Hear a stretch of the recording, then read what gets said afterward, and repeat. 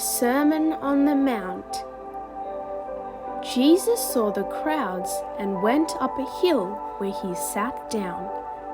His disciples gathered around him, and he began to teach them. Happy are those who know they are spiritually poor. The kingdom of heaven belongs to them. Happy are those who mourn. God will comfort them. Happy are those who are humble. They will receive what God has promised.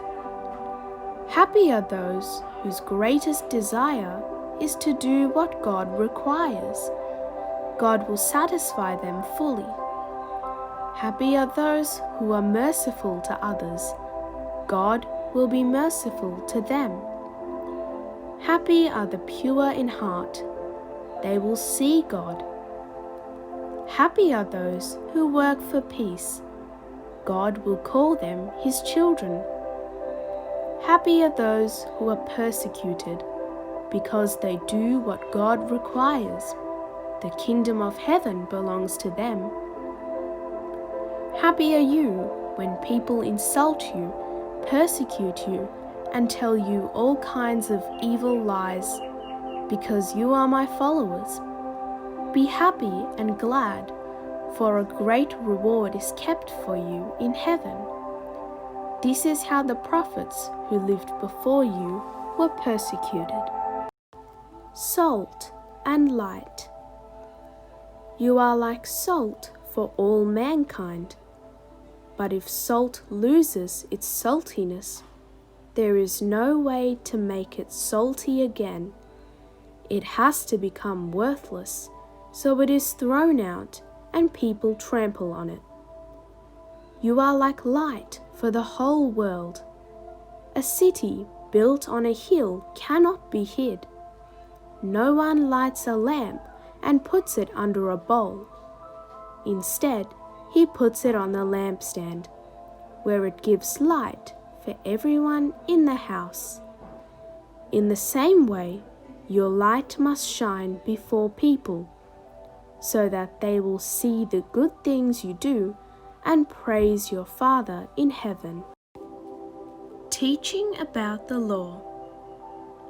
Do not think that I have come to do away with the law of Moses and the teachings of the prophets.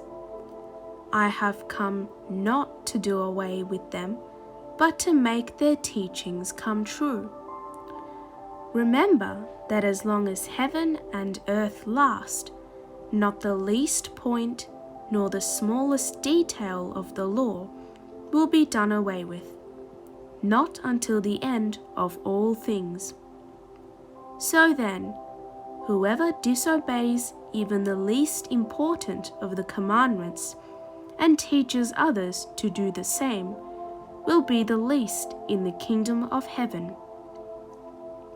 On the other hand, whoever obeys the law and teaches others to do the same will be great in the kingdom of heaven. I tell you then, that you will be able to enter the kingdom of heaven only if you are more faithful than the teachers of the law and the Pharisees in doing what God requires. Teaching about anger.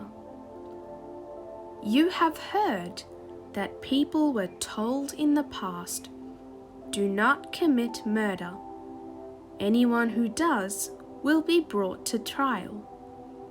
But now I tell you, whoever is angry with his brother will be brought to trial. Whoever calls his brother "you good for nothing" will be brought before the council. And whoever calls his brother a worthless fool will be in danger of going to the fire of hell. So if you are about to offer your gift to God at the altar, and there you remember that your brother has something against you, leave your gift there in front of the altar. Go at once and make peace with your brother, and then come back and offer your gift to God. If someone brings a lawsuit against you and takes you to court, settle the dispute with him while there is time, before you get to court. Once you are there, he will turn you over to the judge, who will hand you over to the police, and you will be put in jail. There you will stay, I tell you, until you pay the last penny of your fine. Teaching about adultery. You have heard that it was said, "Do not commit adultery."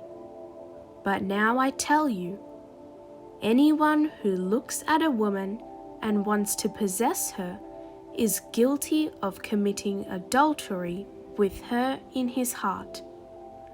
So if your right eye causes you to sin, take it out and throw it away. It is much better for you to lose a part of your body than to have your whole body thrown into hell.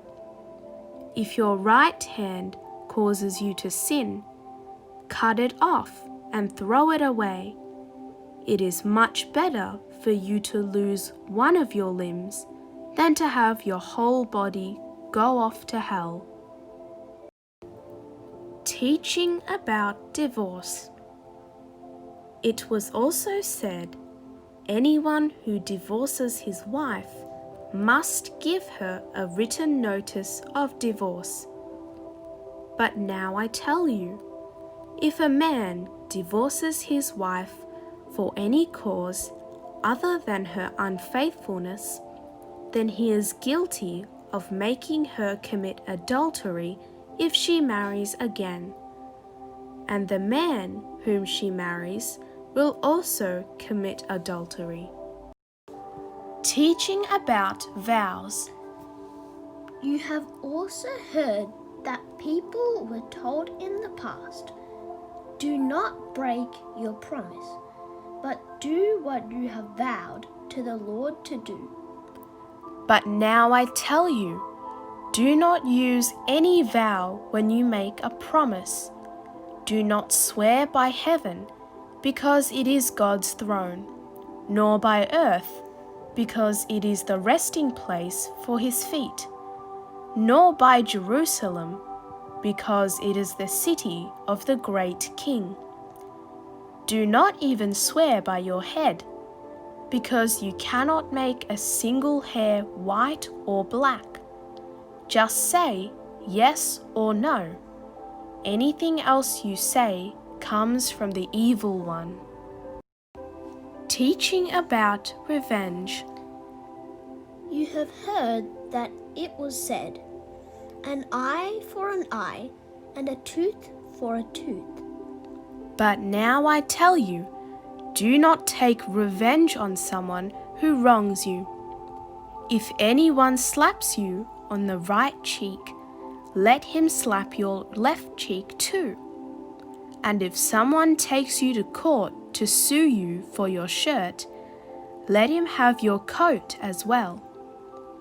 And if one of the occupation troops forces you to carry his pack 1 mile, carry it 2 miles. When someone asks you for something, give it to him. When someone wants to borrow something, lend it to him. Love for enemies. You have heard that it was said, "Love your friends, hate your enemies." But now I tell you, love your enemies and pray for those who persecute you, so that you may become the sons of your Father in heaven. For he makes his sun to shine on bad and good people alike, and gives rain to those who do good and to those who do evil.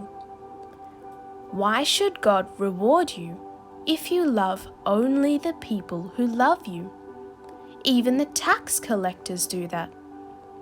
And if you speak only to your friends, have you done anything out of the ordinary? Even the pagans do that. You must be perfect, just as your Father in heaven is perfect.